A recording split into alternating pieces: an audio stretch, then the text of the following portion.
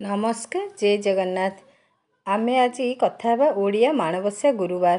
कार्तिक पूर्णिमा परे मार्गशीर मास गुरुवार आरंभ हेबो। चलित वर्ष माणबसा गुरुवार नवेम्बर 21 तारिख रु आरंभ होई डिसेम्बर 12 तारिख रे शेष हेबो। एही व्रत को प्रत्येक सधवा नारी माने बहुत खुशी आ उल्लासर सहित पालन करिथांती। ओडिशार एटा गोटे बड़ पर्व। माणबसा गुरुवार रे माँ लक्ष्मी को पूजा करा जाय थाए।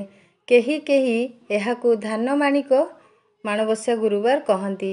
एही ओषा समस्ते करि परिबे। जेउ मानकर माणबसा घरे नाही सेमाने मध्य लक्ष्मी मंदिररु माँकर पूजार किछि जिनिस आनी माणबसा आरंभ करि परिबे।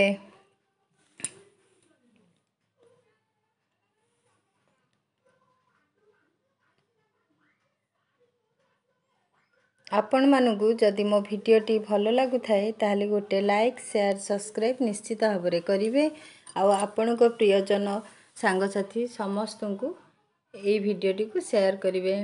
माँकर पूजा कले आमर मंगल होई थाए, आमर किछि क्षति होई न थाए। तेणु समस्त को माण बसेबा उचित। केही केही माण चारि पाळी रे बसई थांती, आउ किछि जण गोटे पाळी रे माण बसई थांती, किंबा केते जण मार्गशीर मास सारा माण बसई थांती। जेउठी जेमिति नियम रहिछि सेमिति करिबा उचित।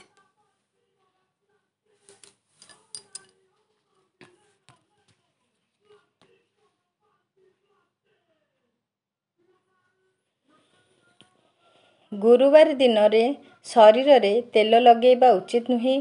खई भाजिबा, आमिष, पिता, कषा, पोड़ा, पियाज, रसुण, घरर झाड़ू अन्य को देबा उचित नुहे। लाउ, मसूर डाली, छतु इत्यादि गुरुवार दिन खाइबा उचित नुहे। एही गुरुवार दिन केवल माँकर पाखरे भोग लागिथिबा प्रसाद खाइबा कथा। माँको गुरुवार रे 3 थर पूजा करा जाय थाए। पूजा होइथिबा समस्त प्रसाद खाइबा उचित।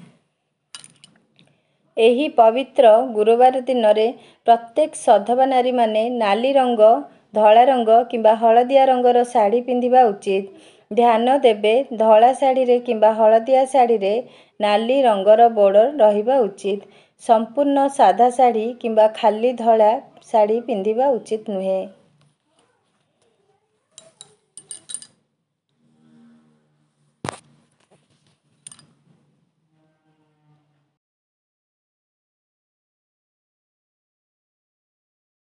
गुरुवार दिन शरीररू कौनसी सुना अलंकार उतारिबा उचित नुहे। एहा द्वारा लक्ष्मी घर छाड़ी चली जाती। विवाहिता नारी माने शरीररू मंगलसूत्र, शंखा, कानफुल, झुंटिया इत्यादि उतारिबा उचित नुहे।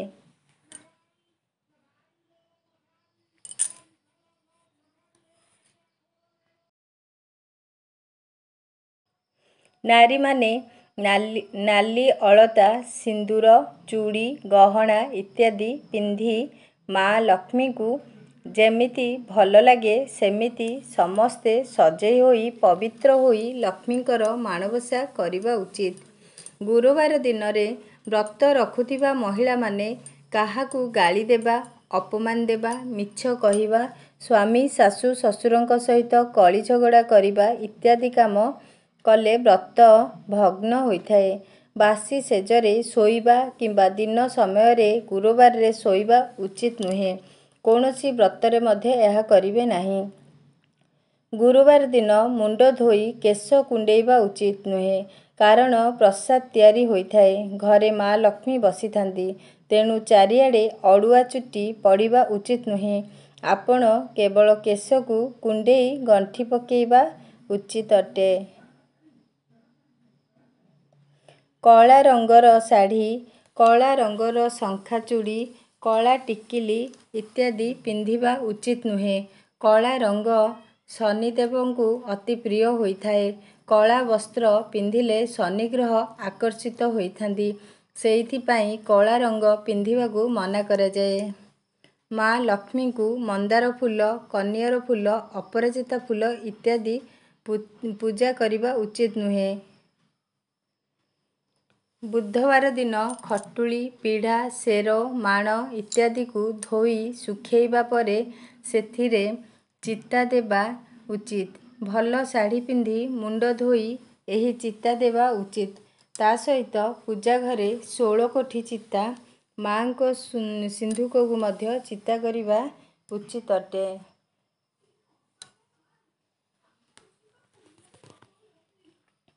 ସିନ୍ଧୁକ ଭିତରେ ମାଙ୍କର ଶଙ୍ଖା, କାନଫୁଲ, ମଙ୍ଗଳସୂତ୍ର, ସିନ୍ଦୂର, ଫରୁଆ ଇତ୍ୟାଦି ଚିତା ପକେଇବା ଉଚିତ।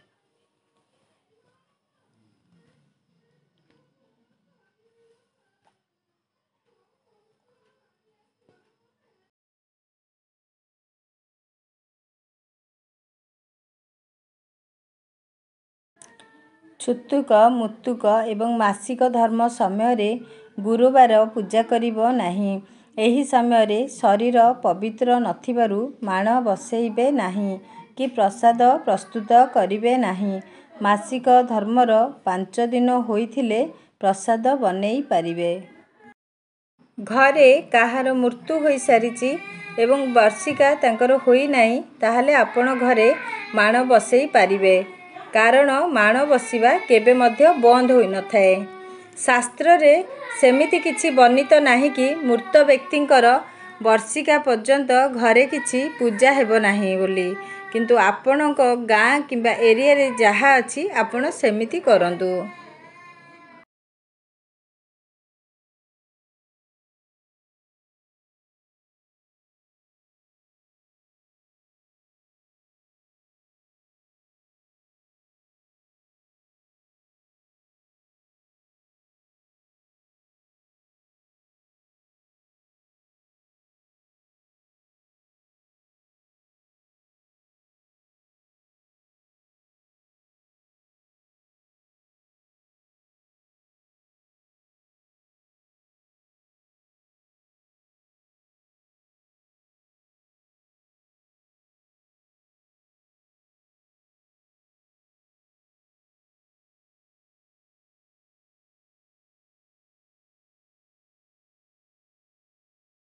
କାହାର ସହିତ କଳି କରନ୍ତୁ ନାହିଁ।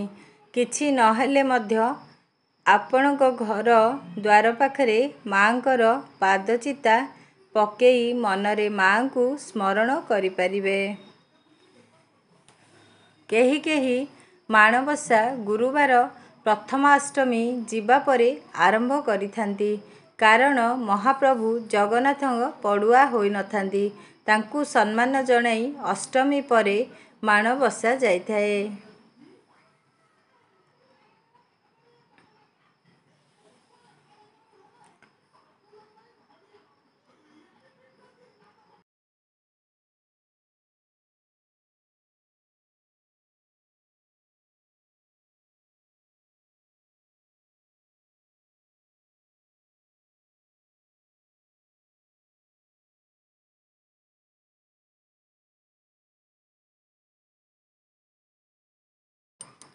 ପ୍ରଥମାଷ୍ଟମୀରେ ଘରକୁ ନୂଆ ଧାନ, ବିରି ଆସିଥାଏ। ତା ପରଠାରୁ ମାଣବସା ଗୁରୁବାର ଆରମ୍ଭ ହୋଇଥାଏ। ସେଥିରେ ଚିତା ପଡ଼ିଥାଏ। ପିଠା, କ୍ଷୀରି, ଖେଚୁଡ଼ି ହେବା ସହିତ ନୂଆ ଧାନରେ ମାଣ ବସିଥାଏ। ମାଣ ବସେଇବା ପାଇଁ ଧାନ ହେଉଛି ବାସୁମତୀ ଧାନ, ଶାରଦା ଧାନ କିମ୍ବା ଦେଶୀ ଧାନରେ ମାଣ ବସିଥାଏ, ଯାହାର ରଙ୍ଗ ଧଳା ହୋଇଥାଏ।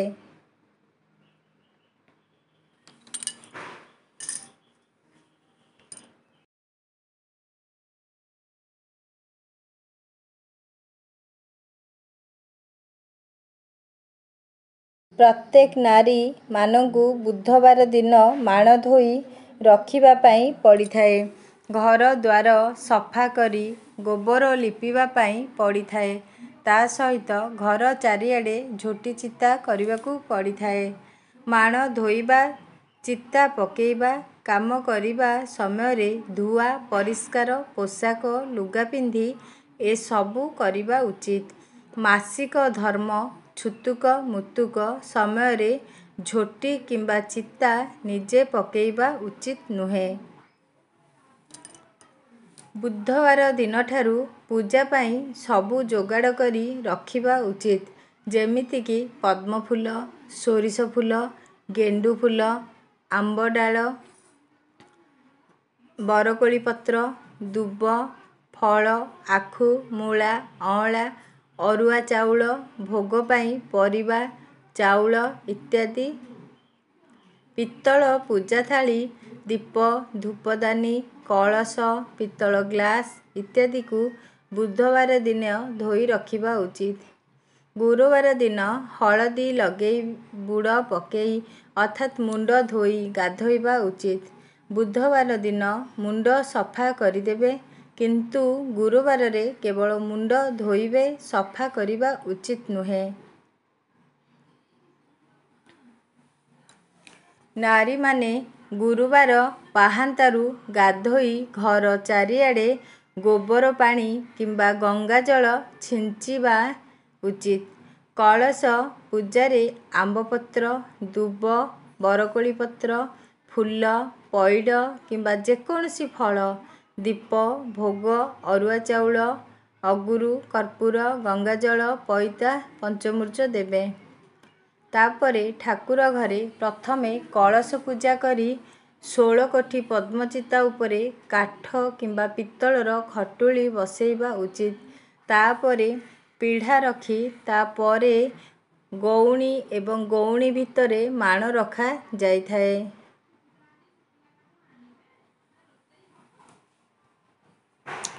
ଗଉଣୀ ମଧ୍ୟ ପିତ୍ତଳ କିମ୍ବା ବେତର ହେବା ଉଚିତ।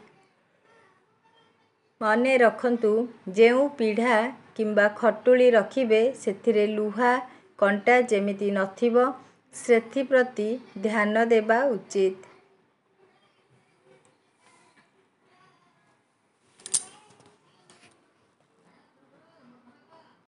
ଗଉଣୀ ମଧ୍ୟ ପିତ୍ତଳ କିମ୍ବା ବେତର ହେବା ଉଚିତ।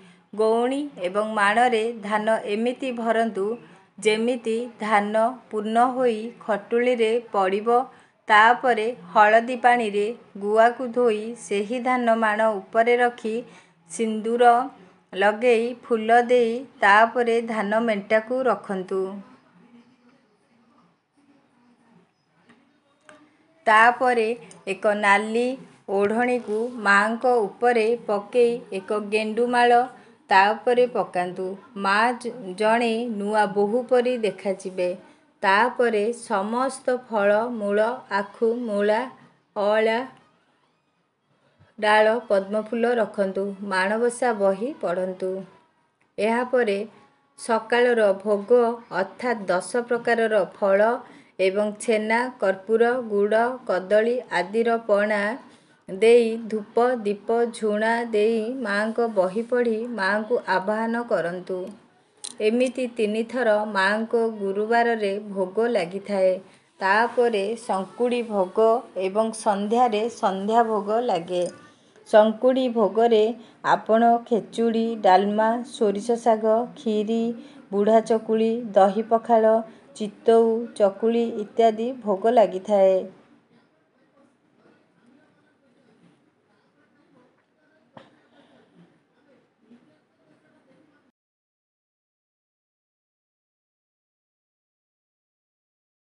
ଏହି ପ୍ରସାଦକୁ ଘର ଲୋକ ମାନେ ସେବନ କରିବେ, କିନ୍ତୁ ବାହା ହୋଇଯାଇଥିବା ଝିଅ ଘରେ ପ୍ରସାଦ ସେବନ କରିବ ନାହିଁ।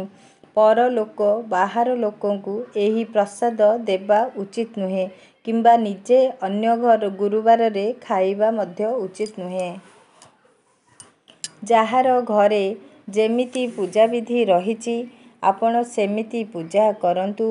ଉଚିତ ନିୟମରେ ପୂଜା କରିବା ଉଚିତ ଅଟେ।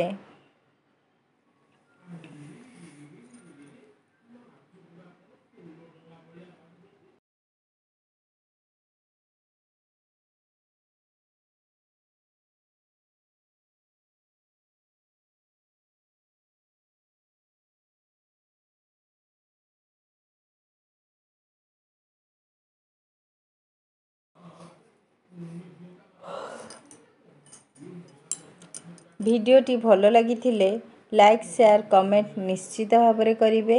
କମେଣ୍ଟ ବକ୍ସରେ ଜୟ ମା ଲକ୍ଷ୍ମୀ ନିଶ୍ଚିତ ଭାବରେ ଲେଖିବେ। ରହୁଛି। ନମସ୍କାର, ଜୟ ଜଗନ୍ନାଥ। ପୁଣି ଗୋଟେ ନୂଆ ଭିଡ଼ିଓ ସହିତ ଆସିବି।